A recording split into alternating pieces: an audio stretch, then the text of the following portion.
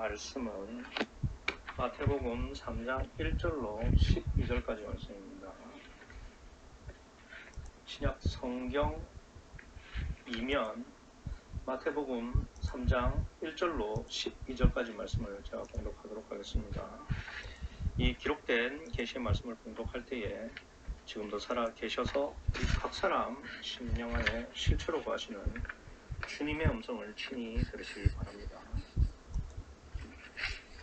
그때에 침례 요한이 이르러 유대 광야에서 전파하여 가로되 회개하라 천국이 가까 왔느니라 하였으니 저는 선지자 이사야로 말씀하신 자라 일렀으되 광야에 외치는 자의 소리가 있어 가로되 너희는 주의 길을 예비하라 그의 첩경을 평탄케 하라 하였느니라.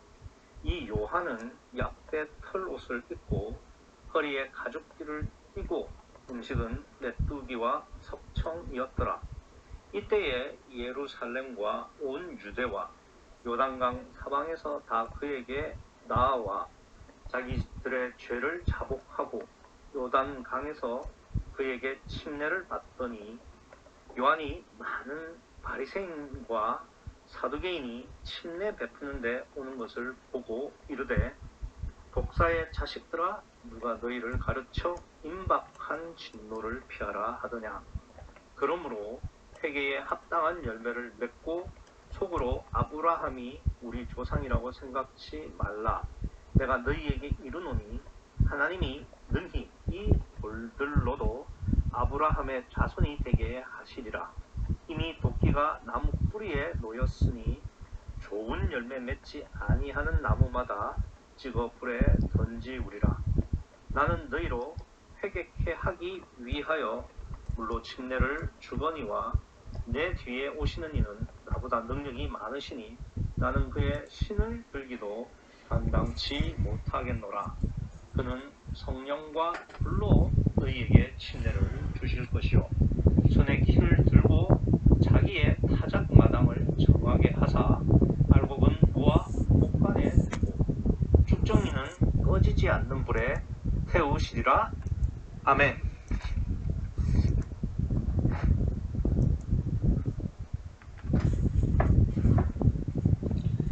국어 사전에 이제 예비라는 단어를 찾아보면 첫 번째 뜻이 뭐냐면 이제 필요할 때 쓰기 위하여 미리 마련하거나 갖추어 놓음이라는 뜻이 있고, 이제 두 번째 뜻이 더 높은 단계로 넘어가거나 정식으로 하기 전에 그 준비로 미리 초보적으로 갖춤 또는 그런 준비라고 되어 있습니다. 오늘 본문 3절에 보시면은 저는 선지자 이사야로 말씀하신 자라 일렀으되 광야에 외치는 자의 소리가 있어 가로되 너희는 주의 길을 예비하라. 이 예비하라는 말이 나오기 때문에, 그러니까 이건 다른 게 아니라 이제 주의 길을, 그러니까 메시아를 위한 예비이기 때문에, 그러니까 메시아가 온다는 것은 더 높은 단계의 구원을 의미하기 때문에 이게 두 번째 뜻이죠. 그러니까 더 높은 단계로 넘어가거나 정식으로 하기 전에 그 준비로 미리 초보적으로 갖추거나 또는 그런 준비를 지금 이 침례 요한이 한다는 것이 되겠죠. 그래서 이제 메시아가 오시기 전에 이 침례 요한이 사람들을 준비시키는, 그걸 두고 이제 침례 요한을 메시아를 위한 예비자다, 이렇게 우리가 보통 알고 있고 또 사람들이 그렇게 이해를 하고 있습니다. 그렇다면은 오늘 본문에서 침례 요한이 구체적으로 뭘 예비한 것일까요? 그러니까 예비자라는 것은 알겠는데, 뭐 3절에 보면은 분명히 이 침례 요한이 주의 길을, 그러니까 메시아의 예비자다라는 그 말씀하셨고 이제 성취되는 거니까 침례 요한이 예비자라는 것은 알겠는데 그럼 구체적으로 뭘 예비했느냐를 제가 사람들한테 물어보면 대체로 대답을 잘 못하고 또 대답을 하더라도 되게 많이 엉뚱하게 이야기를 많이 합니다. 그런데 이제 뭐 개중에는 그 침례 요한이 침례를 주는 게 메시아를 예비한 것이다 라고 대답하는 사람이 간혹 있습니다. 그래서 이제 제가 한번 더 물어보죠. 그러면 침례 요한이 침례를 준 게 메시아를 예비하는 이유가 뭐냐라고 물어보면은 그때부터는 또 몰라요. 그러니까 답은 맞았습니다. 침례 요한이 이 침례를 주는 것이 이제 메시아를 예비하고 메시아의 길을 준비하는 것은 맞습니다. 그런데 과연 그 침례를 준다는 게 왜 메시아를 예비하는 것이냐? 요 점을 오늘 우리가 한번 좀 생각해 보도록 하겠습니다. 우선 1절을 보시면은 침례 요한이, 그러니까 그때의 침례 요한이 이르러 유대 광야에서 전파하여 가로되 라고 되어 있죠. 여기 보시면은 이 광야에서 전파했다라고 되어 있는데 사실 이게 말이 안 되죠. 왜 말이 안 되냐면 이게 광야라는 것은, 이게 광야라고 하니까 좀 감이 좀 잘 안 오실 텐데 이 광야를 사막으로 바꿔보시면 이해가 빠를 거예요. 그러니까 유대 광야가 아니라 유대 사막에서 전파했다 이거예요. 그러면 한번 생각해 보세요. 사람이, 그러니까 사막에 누가 있어요? 사막에는 사람이 없습니다. 그런데 왜 광야에서, 사막에서 전파를 했고 또 전파를 해서 지금 오늘 본문에 보면 막 사람들이 침례도 받고 그러잖아요. 이게 어떻게 이렇게 가능하냐? 이게 사실은 말이 안 되는 거거든요. 이걸 두고 뭐 어떤 사람은 이 광야가, 사막이 그러니까 그 사람의 마음, 그러니까 그만큼 갈급하고 또 가난한 심령이라는 것을 이제 이렇게 표현한 거다 이렇게 이야기를 하는데 그건 좀 비약적인 해석이죠. 이스라엘에는 광야, 즉 사막이 굉장히 많습니다. 오늘 그 1절에 보면은 유대 광야라고 표현이 되었는데 유대 광야를 비롯해 가지고 뭐 신광야, 바란 광야, 에돔 광야 막 굉장히 많아요. 왜 그러냐면은 그러니까 이스라엘의 남부 지역이 그 지금의 이집트랑 연결이 되어 있는데, 그러니까 그 이집트의 동북부랑 그 이스라엘의 남서부가 이렇게 연결이 돼서 이제 국경이 되는데 그 사이가 완전히 사막 지역이에요. 그러니까 이제 이 지역에 이스라엘이 사막이 많을 수밖에 없는데 이 유대 광야도 그러니까 그 이스라엘의 남부 지역에 속해 있습니다. 그렇기 때문에 이제 광야가 되는 거고 사막이 되는 건데, 그런데 이 유대 광야는 좀 다른 광야랑 좀 틀려요. 어떻게 틀리냐면은 유대 광야는 이 요단강을 끼고 있습니다. 그러니까 요단강과 그 사해를 이렇게 끼고 광야가 펼쳐져 있기 때문에 이제 그 광야는 광야인데, 그러니까 사막은 사막인데 그 사막 한 가운데를 이렇게 요단강이 쫄쫄 흐르고 그 사이에 사해가 있는 그런 광야가 되겠습니다. 물론 뭐 그 물이 있다고 해서 그 주위에 뭐 생명체가 있거나 그렇지는 않습니다. 어쨌든 그래도 광야는 광야인데 그 사이에 요단강은 흐르고 있죠. 그래서 6절에 보시면은 오늘 본문 6절을 보시면 이렇게 돼 있죠. 자기들의 죄를 자복하고 요단강에서 그에게 침례를 받는다라고 돼 있잖아요. 그러니까 그 유대 광야도 뭐 사막은 사막인데 거기에 이제 그 아주 이게 강이라고 말하기도 좀 부끄러워요.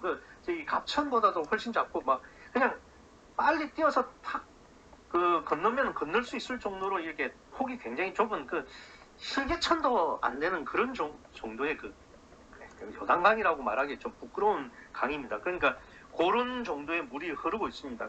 그런 가운데 그 주위는 다 사막이 되는 거죠. 근데 어쨌든 그게 물이 있어요. 그렇기 때문에 이제 유대 광야에서는 이렇게 침례가 가능하게 되는 겁니다. 그래서 이제 이 이스라엘 광야 중에서 이 요단강을 끼고 그러니까 펼쳐져 있는 광야는 유대 광야밖에 없기 때문에 이게 오늘 본문의 내용이 가능한 것이고, 근데 이제 유대 광야까지 굳이 그러니까 뭐 이스라엘의 그 예루살렘이라든지 베들레헴이라든지 저 위에 뭐 우리가 지난주에 생각했던 나사렛 지역이라든지 베다니 지역 그런 쪽에서 일부러 그러니까 또 침례 요한에게 회개의 침례를 하기 위해서 그렇게 내려갔다는 그 정도의 마음가짐, 뭐 그런 심령이면은 뭐 가난한 심령이다 이렇게 말할 수는 있겠지만 대뜸 뭐 그러니까 유대 광야니까 여기는 사막이고 사람이 없는데 이 광야라고 한 것은 그 사람의 심령이다 이렇게 하는 것은 좀 비하입니다. 뭐 어쨌든 이 유대 광야는 다른 광야와 다르게 사막이긴 하지만 이 요단강이 있기 때문에 오늘 본문처럼 침례가 가능한 거죠. 그리고 실제로 이 침례 요한이 그러니까 이 광야에서 살았기 때문에 아무래도 물이 없이는 살 수 없잖아요. 그러니까 또 유대 광야에서 살았다 이렇게 보시면 되겠습니다. 그리고 이제 2절에 보시면은 회개하라 천국이 가까웠느니라 하였으니라는 말씀이 나오는데 그러니까 그 반기독교적인 성향을 가진 사람들과 그리고 무신론자들이 이 2절을 가지고 굉장히 기독교를 많이 공격을 합니다. 왜 그러냐면은 지금 이게 그 침례 요한이 2절을 말할 때가 뭐 적어도 2000년 전이잖아요. 그죠? 근데 2000년 전에 침례 요한이 그러니까 천국에 가까웠다고 했는데 그런데 아직도 이 세상은 전쟁, 그 다음에 또 기아, 빈곤 뭐 이렇게 막 수많은 문제를 안고 있다 보니까 천국이 이루어지지 않았잖아요. 그러니까 2000년 전에 침례 요한이 천국이 가까웠다고 말했는데 아직도 천국이 안 이루어졌으니까 너희 기독교와 성경은 거짓이고 이거는 사기지 않느냐 뭐 이렇게 많이 시비를 걸죠. 근데 이제 이러한 오해가 생긴 이유는 뭐냐면은 그러니까 천국을 침례 요한식 천국으로 생각하기 때문입니다. 무슨 말이냐면은 본문은 아니지만 누가복음 3장 11절에 보면 이제 똑같은 상황인데 조금 더 좀 자세하게 설명하는 부분이 나오는데 어떤 부분이냐면은 그러니까 이 침례 요한이 회개하라고 하면서 이 유대인들에게 뭐라고 하느냐면은 옷 두 벌 있는 자는 옷 없는 자에게 나눠줄 것이요 먹을 것이 있는 자도 그렇게 할 것이니라. 그러니까 소위 말해서 사랑과 평화가 넘치는 이 유토피아를 이 침례 요한은 만들려고 하는 겁니다. 그러니까 뭐 나눠주고 또 서로 보듬어주고 또 사랑과 평화를 실천하는 그렇게 해서 이 세상 모든 사람들이 행복해질 수 있는 그런 유토피아를 이 침례 요한은 꿈꾸고 그걸 천국으로 생각을 했던 겁니다.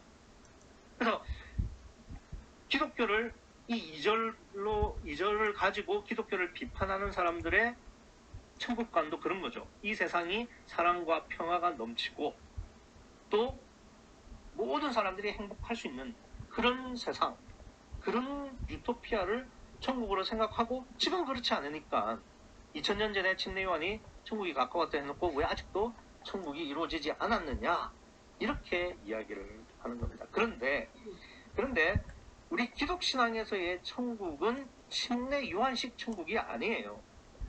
그러니까 오직 지난주에 말씀드렸던 나사렛 사람 메시아로 구원을 얻는 그런 천국만 관심이 있는 거예요. 뭐 이 세상에서 뭐 사랑하고 평화를 누리고 서로 행복하고 그런 거는 사실 관심이 없어요. 그러니까 오직 나사렛 사람인 메시아를 통한 구원, 그것을 통한 천국 완성, 그것만이 기독신앙에서는 관심이 있는 거죠. 그래서 오늘 본문에서 지금 1절에 이렇게 시작하죠. 그때예로 시작하죠. 이 그때라는 말은 그러니까 모든 선지자가 예언을 했던 그 나사렛 사람 메시아가 이제 사생애를 마치고 공생애로 시작하려고 하는 그러니까 나사렛 사람 메시아가 이제 메시아로서 나오시려고 하는 그때에 지금 이 본문의 사건이 이루어지고 있고 그 메시아가 이제 드디어 공생애를 시작하는 그게 천국이 가까웠다는 겁니다. 그러니까 이 천국은 다른 천국이 아니라 메시아 자신을 말하는 거예요. 그러니까 나사렛 사람 메시아 자신이 천국이고, 그 천국이, 그러니까 메시아가 이제 공생애를 시작할 때가 되었다라는 뜻이 오늘 본문에서 말하는 천국이 가까웠다라는 말씀입니다. 근데 이제 뭐 정작 예비하는 이 침례 요한은 엉뚱한 짓을 하고 있는 거예요. 옷 두 벌이 있으면 한 벌 나눠주고, 먹을 것도 그렇게 하고, 등인들은 강포하지 말고, 세리들은 늑증치 말고, 그 사랑과 정의, 평화, 이 세상 모든 사람들이 행복하게 살 수 있는 유토피아를 건설하자. 이게 지금 침례 요한의 자기 침례 요한식 그 천국이거든. 그러니까 성경은 지금 그러니까 그 나사렛 예수를 통한 메시아의 천국 완성을 가지고 천국이 가까웠다고 말을 하고 있는데, 이 침례 요한은 엉뚱한 지금 이야기를 하고 있는 거예요. 근데 그렇다고 해서 침례 요한을 예비자로 쓰지 않을 수 없는 이유가, 그 다음에 나오는 그 3절부터 시작하는 그 말씀 때문인데, 왜 그러냐면요. 지금 그 유대인들이 하는 회개, 그러니까 6절에 보시면 자기들의 죄를 자복하고 요단강에서 그에게 침례를 받는다. 그러니까 지금 유대인들이 자기들의 죄를 이 침례 요한에게 고하면서 회개하면서 물 침례를 받는 장면이죠. 6절이. 그러니까 침례 요한이, 그러니까 천국이 가까웠느니라고 입으로는 말을 하면서도 지금 나사렛 사람 메시아와는 전혀 상관없는 자기식 천국을 지금 전하고 있는데, 그런 침례 요한을 메시아의 예비자로 쓸 수밖에 없는 이유는 6절 말씀처럼, 그러니까 이 유대인들이 자기의 잘못을, 자기의 죄를 지금 침례 요한에게 고하고 회개하기 때문입니다. 이게 무슨 의미가 되느냐면은, 유대인들은 회개를, 죄 사함을 성전에서만 했어요. 그러니까 건물 성전 안에서만, 그러니까 예루살렘에 있는 건물 성전 안에서만 회개를 했는데, 유대인들이 이제 건물에서 하지 않고 어디서 한다는 이야기예요? 이 유대 광야의 요단강에서 침례 요한 앞에서 이 회개를 한다는 겁니다. 이거는 정말 획기적인, 그러니까 회개는 성전에서만 할 수 있다는 율법을 깨는 거예요. 고정관념을 완전히 무너뜨리는 겁니다. 그래서 이 침례 요한이 그런 정도의 육적으로 위대함이 있었고 또 파워가 있기 때문에 이 침례 요한을 예비자로 쓰지 않을 수도 없는 겁니다. 그래서 이 침례 요한이 워낙 성령 결백한 인물이었기 때문에 비록 엉뚱한 짓을 하고는 있지만, 사람들의 관심을 건물 성전에서 일단 사람으로 옮기는 그 역할을 침례 요한이 하고 있기 때문에 예비자로서 쓰시는 거예요. 그럼 침례 요한이 얼마나 위대한 인물이었냐? 4절을 보시겠습니다. 이 요한은 약대 털옷을 입고 허리에 가죽띠를 띠고 음식은 메뚜기와 석청이었더라. 이게 침례 요한의 위대함을 말해주고 있습니다. 이게 뭐 그렇게 위대하냐? 앞에 보시면은 약대 털옷과 허리띠 있죠. 그러니까 허리에 가죽띠를 띠고 있다고 했잖아요. 이게 이제 엘리야의 복장입니다. 엘리야가 털옷과 가죽띠로 이렇게 허리를 메고 다녔죠. 그게 이제 그 엘리야의 트레이드 마크죠.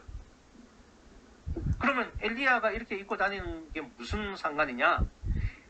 엘리야는 구약의 능력의 대표입니다. 그러니까 구약의 선지자 중에서 가장 능력 있는 자의 대표가 엘리야예요. 그러니까 그 엘리야의 모습 그대로 지금 침례 요한이 있다는 이야기는 침례 요한도 능력자라는 이야기. 그래서 실제로 여기 보시면은 11절에 보시면 이렇게 돼 있죠. 나는 너희로 회개케 하기 위하여 물로 침례를 주거니와 내 뒤에 오시는 이는 나보다 능력이 많다는 거예요. 그러니까 침례요한 자기도 능력이 있다는 이야기예요. 그러니까 메시아만큼은 아니지만 나도 능력이 있다는 이야기예요. 예, 그걸 뭘로 지금 이야기를 하느냐 하면은 약대 트럭과 가죽띠로 이야기를 하는 겁니다. 그게 이제 앞서 말씀을 드린 것처럼 엘리야의 복장이었고, 예, 이제 이게 그 청렴, 능력이 있는 그러한 인물이었다는 것이고, 그리고 이제 그 능력이 있는데 이 엘리야는 어떤 능력이었냐면 막 하늘에서 불을 끌어내리는 뭐 그런 진짜 능력자였죠. 근데 침례요한은 뭐 하늘에서 불을 끌어내리거나 그런 어떤 병을 고치거나 그런 능력은 없었어요. 근데 그럼 침례요한의 능력은 뭐냐? 그 뒤에 있는 메뚜기와 석청입니다. 메뚜기와 석청이 왜 능력이 되는 거냐? 메뚜기와 석청은 돈이 없어도 자연에서 구할 수 있는 거죠. 그러니까 돈에는 물질에는 초월한 존재라는 겁니다. 다시 말해서 이 세상 그 누구보다도 청렴한 인물이라는 거죠. 그리고 메뚜기와 석청은, 그러니까 메뚜기는 말려서 먹고 석청은 그냥 그 돌 사이에 있는 꿀을 그대로 먹는 거니까 자연의 맛입니다. 그러니까 인공적으로 무엇을 가미하거나 열을 더하거나 그러지 않았어요. 그냥 자연 그대로의 음식을 먹는다. 즉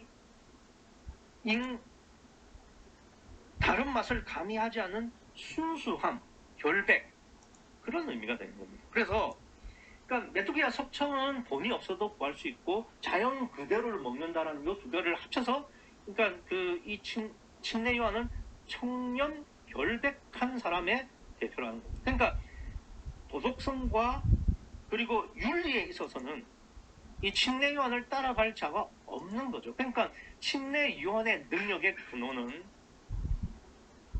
유대인들은 건접도 할 수 없는, 아니 유대인뿐만 아니라 우리 인간이 건접할 수 없는 청렴 결백, 그러니까 인격적인 우월성, 그런 것 때문에 이 유대인들이 스스로 무릎을 꿇고 자기의 죄를 자복하는 그러한 능력자가 되었다는 이야기가 되는 겁니다.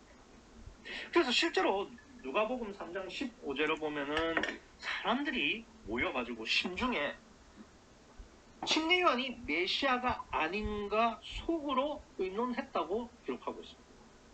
네, 그 정도로 이 침례요한이 위대했고 육적으로는 대단한 사람이죠. 그래서 성경 보면은 여자가 낳은 자 중에 침례요한보다 큰 자가 없다고 말씀을 하시는 거예요.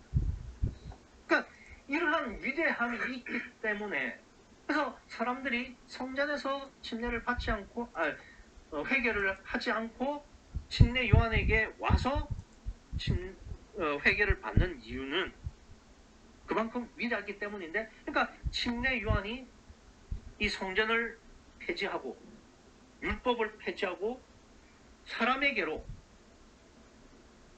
이 사람들의 관심을 돌렸다는 점이 메시아를 예비한 것이죠. 그러니까 사람에게 관심이 있어야 나사렛 사람인 메시아에게도 관심을 가질 거 아닙니까? 그걸 이 성경이 노리는 거예요. 하나님께서 노리시는 거죠. 그래서 침례요한이 이 엉뚱한 짓을 하는데도 불구하고 침례요한을 예비자로 앞세우실 수밖에 없다. 이 점을 제가 말씀을 드리는 거죠. 그래서 이제 5절과 6절에 보시면은 제가 말씀을 드린 것처럼 이때에 예루살렘과 온 유대와 요단강 사방에서 다 그에게 나와 자기들의 죄를 자복하고 요단강에서 그에게 침례를 받더라. 그러니까 이거는 정말 있을 수가 없는 이야기입니다. 그러니까 그 율법이라고 하면은 정말 벌벌벌 떨고 목숨을 내놓고서라도 율법을 지키던 이 유대인들이 율법을 스스로 포기하고 율법에 없는, 그러니까 율법에서는 규정하지 않는 사람에게 죄를 자복하는 그런 일을 하고 있을 정도로 이 침례 요한은 굉장히 위대한 사람이고 윤리 도덕적으로 완성된 자라는 이야기가 되는 거예요.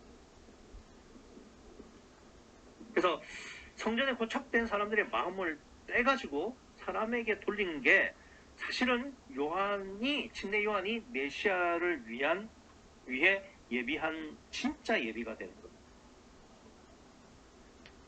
근데 이제 7절부터 보시면 이제 침례 요한이 오바를 하기 시작합니다. 그러니까 이런 이야기가 되는 거죠. 인간은 아무리 훌륭하고 높은 인격을 가지고 있다고 해도 성령이 역사를 하시지 않으면은 영적으로는 망점이에요. 영적으로는 개차반이라 이거예요. 그러니까 결국은 그 성령이 함께 하시지 않으면은 지가 하나님이 되고 왕이 됩니다. 보세요. 7절부터 보시면 요한이 많은 바리새인과 사두개인이 이 침례 베푸는 데 오는 것을 보고 이르되 독사의 자식들아 누가 너희를 가르쳐 임박한 진노를 피하라 하더냐. 그러므로 회개에 합당한 열매를 맺고 속으로 아브라함이 우리 조상이라고 생각지 말라. 내가 너희에게 이르노니 하나님이 능히 이 돌들로도 아브라함의 자손이 되게 하시리라. 이미 도끼가 나무 뿌리에 놓였으니 좋은 열매 맺지 아니하는 자는 나무마다 찍어 불에 던지우리라. 이게 무슨 말이냐면은 결국은 사두개인과 이 바리새인들은 야 니들은 독사의 자식이니까 족한다. 뭐 이런 이야기거든요. 왜냐하면 그 10절 끝에 보면은 이미 도끼가 나무 뿌리에 놓였으니 좋은 열매 맺지 아니하는 나무마다 찍어 불에 던지우리라. 이게 니들은 지옥이야. 이런 이야기를 하는 겁니다. 자, 제가 왜 이 7절부터 10절까지를 말씀을 드렸냐면은 그러니까 지금 침례 요한은 해서는 안 될 짓을 하는 겁니다. 왜 무슨 말이냐면은 아무리 사두개인과 바리새인이 영적으로 문제가 있고 또 지금 현재 구원에서 멀다고 할지라도 그러니까 그 십자가 강도가 죽기 직전에 돌이켜 회개하고 낙원을 허락받았듯이 이 바리새인과 사두개인들도 죽을 때까지는 모르는 거죠. 근데 왜 이 요한이 독사의 자식이라고? 이 독사의 자식이라는 말은 진짜 이스라엘 욕 중에서는 가장 심한 욕이고 쉽게 말해서 이 지옥 갈 놈들아 이 말입니다. 그러니까 지가 뭔데 지금 사람을 정죄하고 구원의 유무를 지옥 간다 안 간다를 지가 왜 말하냐 이거 시작으로 따지면은 목회자가 신도한테 너 지옥 간다고 말하면서 스칸달로 거는 거예요.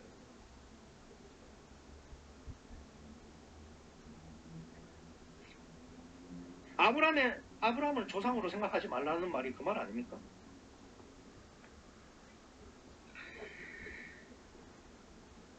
그래서 그러니까 성령이 함께 하시지 않으면은 사람은 아무리 인격적으로 뛰어나고 또 청력 결벽하고 그것이 능력이 되어서 사람들을 무릎 꿇린다고 할지라도 영적으로는 개판인 겁니다. 실제로 보세요. 이 보면은 8절에 그러므로 회개에 합당한 열매 이게 뭘까요? 앞서 제가 말씀드린 것처럼 옷 2벌 있는 사람은 1벌은 나눠주고 먹을 것도 그렇게 하고 군인들은 절대로 폭력을 써서 강제로 뺏지 말고 세리들은 불법으로 세금 걷지 마라. 그러니까 윤리 도덕적인 이야기고 사랑과 평화에 대한 이야기고 유토피아에 대한 이야기 아니냐 이 말이에요. 이 세상에서. 그래서 지금 하나님은 나사렛 사람 메시아를 통해서 성령 침례로 구원을 얻게 하려는 것에 지금 침례 요한을 예비자로 쓰시는 거예요. 근데 이게 침례 요한이 그러니까 건물 성전에 고착되어 있는 사람들의 마음을 떼서 그러니까 건물 성전이 아닌 사람에게로 안심을 돌리게 하는 예비는 된 거예요. 그런데 이 엉뚱한 복음을 전하면서 또 사람들의 마음을 다른데 이게 또 고착을 시키는 겁니다. 또 침례 요한에다가 자기 자신에다가 지금 고착을 시키는 거죠. 참 이 어려운 문제입니다.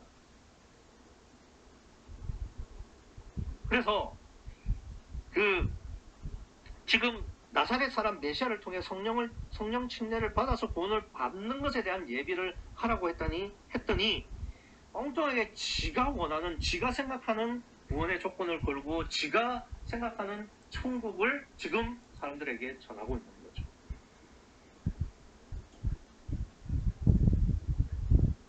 그러니까 요한도 그런 거죠. 사람들이 자기 앞에 무릎을 꿇고 자기 앞에서 그 사람들의 죄를 자복하고 머리를 조아리고 이러니까 의기양양해지는 거죠.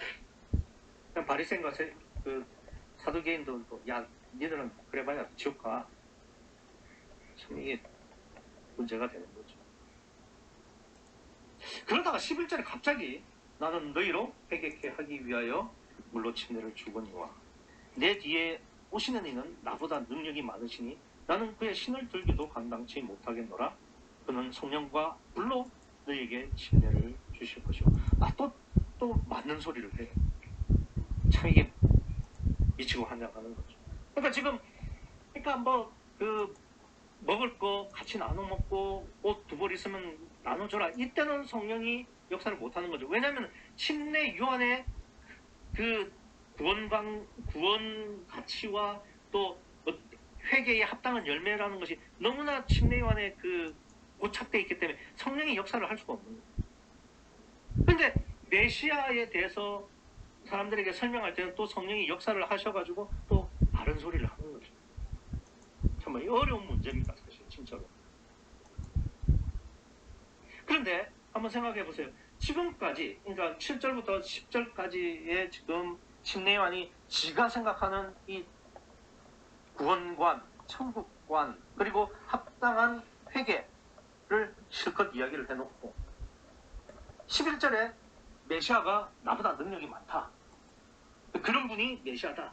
라고 지금 이야기를 하지 않습니까? 그럼 사람들은 그 침례 요한이 저렇게 위대하고 저렇게 청렴결백하고 인격이 오매해서 정말 우러러보고 또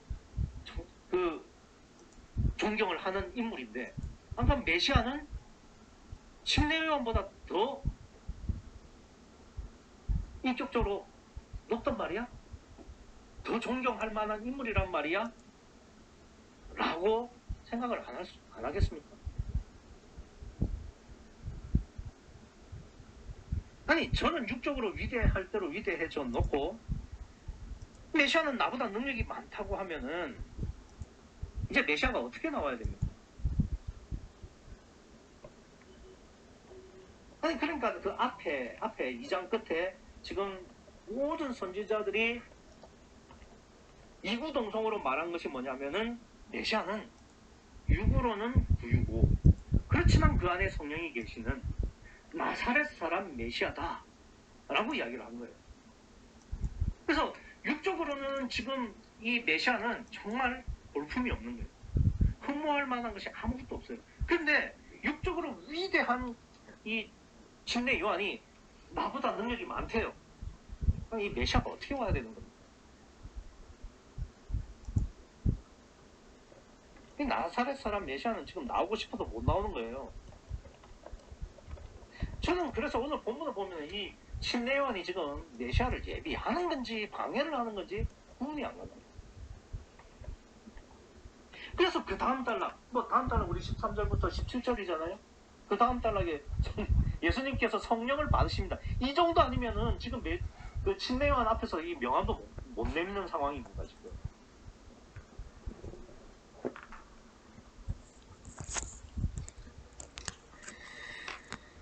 그러니까 구약 선지자들이 예언한 결론은 그 메시아에 보이는 것은 부유고 다만 그 안에 성령이 계셔서 메시아가 되시는 건데 그걸 이제 한마디로 나사렛 사람 메시아라는 이야기가 되는 건데 이 잘난 침례 요한 때문에 나사렛 사람은 본문에서 나와보지도 못하는 거예요. 지금 분명히 지금 메시아가 침례 요한하고 같이 있는 겁니다. 근데 나오지도 못해요. 같이 있는데 못 나오는 걸 어떻게 아느냐? 그래서 제일 1절을 보시라고요. 1절에 그때에 그러니까 나사렛 사람 메시아가 이제 공생애를 준비하기 위해서 침례 요한에게 간 그때라는 이야기예요. 그러니까 침례 요한과 지금 그 메시아가 함께 있어요. 근데 침례 요한이 워낙 지 마음대로 하는 바람에 이 나사렛 사람이 나갈 수가 없는 거예요.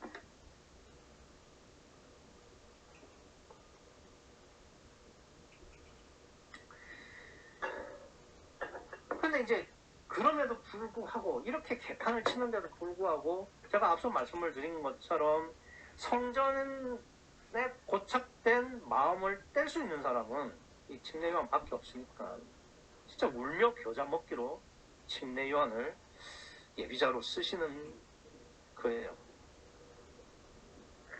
하나 더, 침례 요한을 왜 이렇게 개판을 치는데도 방해를 하는데도 예비자로 쓸 수밖에 없느냐? 이 침례 요한이 메시아를 정확히 알기 때문에 그래요. 말씀을 드린 것처럼 11절에 보시면은 내 뒤에 오시는 이가 있는데 그 내 뒤에 오시는 이는 메시아인데 왜 메시아라고 말을 하느냐면은 그 11절 끝에 한번 보세요. 나는 그의 신을 들기도 감당치 못하겠다. 그러니까 인간 중에서는 가장 큰 자, 가장 존경받는 자인 침례 요한이 신을 들고 있지도 감당치 못할 정도의 분이면은 하나님이시고 메시아라는 이야기예요. 근데 그 메시아를 이 침례 요한이 한마디로 뭐라고 하냐면은 나보다 능력이 많다. 메시아는 능력의 존재죠. 전능하신 하나님. 그러니까 침례 요한이 가지고 있는 이 거룩함, 윤리 도덕적으로의 완성된 능력, 그런 것하고는 비교가 되지 않을 정도의 전지전능한 능력의 소유자가 바로 메시아다라는 것을 정확하게 알고 있기 때문에 쓸 수밖에 없는 거죠. 뭐 다른 복음서에서는 나는 그분의 신들매, 그러니까 신발끈을 풀기에도 감당치 못한다. 같은 이야기예요. 그뿐만이 아니죠. 그러니까 능력이 많다는 것만 말한 게 아니라 12절에 보면 뭐라고 되어 있습니까? 11절 끝에 보면 뭐라고 되어 있습니까? 그는 성령과 불로 너희에게 침례를 줄 것이다. 그러니까 메시아는 성령 침례를 주실 분이라는 것을 정확하게, 복음적으로 정확하게 아는 거예요. 이거는 침례 요한이 하면 그 누구도 전할 수가 없어요. 그리고 그렇게 전해야 됩니다. 왜냐하면 모든 사람들의 시선이 집중이 돼 있고 성전마저도 이기는 이 침례 요한이 하는 말은 하나하나가 새로운 율법이니까요.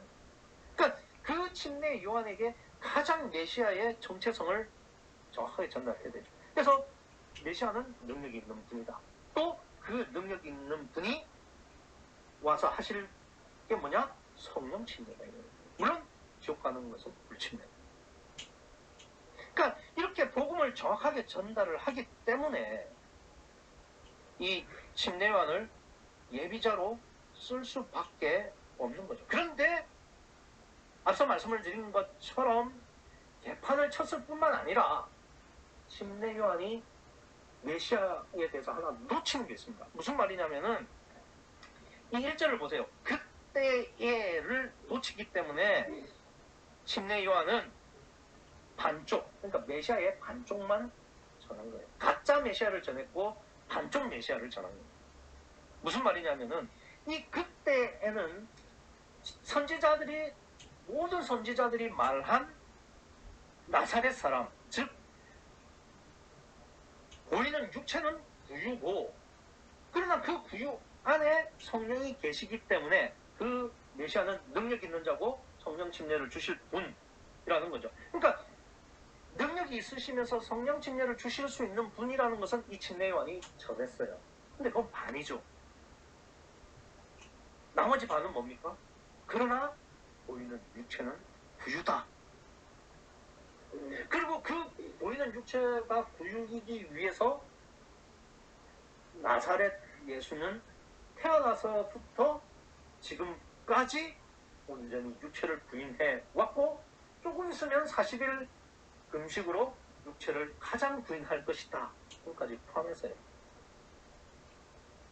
그러니까 침례 요한은 능력과 성령 침례를 전했지만 구유와 제 부인에 대해서는 전하지 않은 겁니다.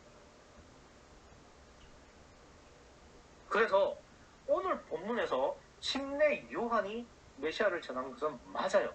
맞는데, 그러니까 성전을 고착된 그 성전에서 마음을 떼서 사람에게로 옮겼고, 또 메시아의 정체성에 능력과 성령 침례라는 것을 전한 것은 분명히 침례 요한이 예비를 한 게 맞아요. 그러나 이 침례 요한이 놓친 게 뭐냐? 1절에 그때를 놓친 겁니다. 그래서 오늘 본문은요, 메시아를 예비하는데, 예비한 자는 침례 요한만 예비한 게 아니라 그때에도 같이 예비를 한 겁니다. 그러니까 만약에 그때를 알지 못하고 그때를 놓쳤다면은 여러분들도 오늘 본문에서 침례 요한이 전한 메시아의 능력과 성령 침례에만 집중을 할 수밖에 없죠. 그러면은 반쪽 메시아, 가짜 메시아를 아는 겁니다. 아니요, 그때를 놓치지 말아야 되고 그때까지를 포함한 예비를 해야 우리가 메시아를 예비할 수 있고 메시아를 알 수 있고 메시아의 구원을 얻을 수 있는 것입니다.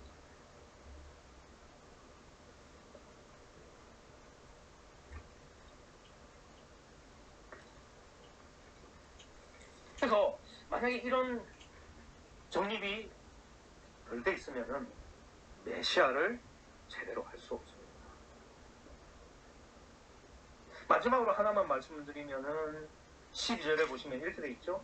손에 키를 들고 자기의 타작마당을 정하게 하사 알곡을 모아 곡간에 들이고 쭉정이는 꺼지지 않는 불에 태우시리라. 우리는 이렇게 생각해요. 알곡은 하나님 믿는 사람, 그 다음에 쭉정이는 하나님 안 믿는 사람. 아니요, 그렇지 않습니다. 이 알곡도 쭉정이도 다 하나님 믿는 사람이에요. 이거 어떻게 그렇게 말할 수 있느냐?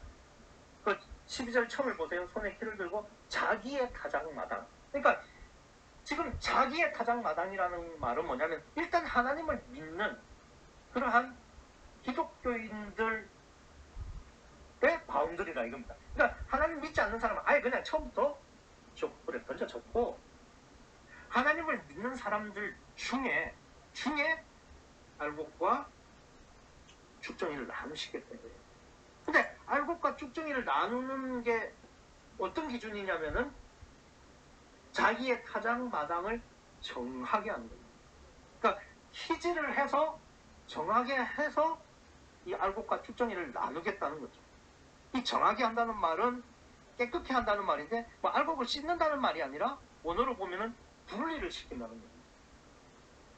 분리를 하는 게 정하게 한다는 거예요. 그러면 어떻게 분리를 하느냐? 희지를 하는 거죠. 희지를 하는 것은 위로 던지는 거죠. 그럼 위로 던지면은 그 안에 씨앗이 없는 쭉정이는 바람에 날려서 희 밖으로 던져지고, 그 안에 씨앗이 있는 알곡만 그대로 떨어져서 희 안으로 들어가죠. 그래서 그러니까 씨앗이 있어서 희 안에 들어간 것들이 알곡이 되는 거고, 그 곡식 안에 씨앗이 알곡이 없어서 쭉정인 것은 바람에 날려서 희 밖으로 떨어지면 그게 이제 쭉정이가 되어서 모아가지고 불에 던진다 이겁니다. 그러니까 정하게 하는 것이 분리하는 건데 분리하는 것이 키즈를 하는 거고, 그 키즈를 해서 정해지는 결정적인 요인이 뭐냐? 그 곡식 안에 씨앗, 즉 성령이 있냐 없냐로 결정이 되는 것이고, 그게 정하게 하는 겁니다. 그게 나누는 것이고. 그러니까 내 속에 나라는 육체 안에 곡식 안에 성령이 있으면 나는 알곡이 되는 거고요. 성령이 없으면 죽정이로 지옥한다 이 말입니다. 그러면 내 안에 씨앗, 생명, 성령이 있으려면 어떻게 해야 되느냐? 그때에 나사렛 사람처럼 온전히 육체를 부인해야 성령이 함께 하셔서 내주하시는 그러한 알곡이 될 수 있다 이겁니다.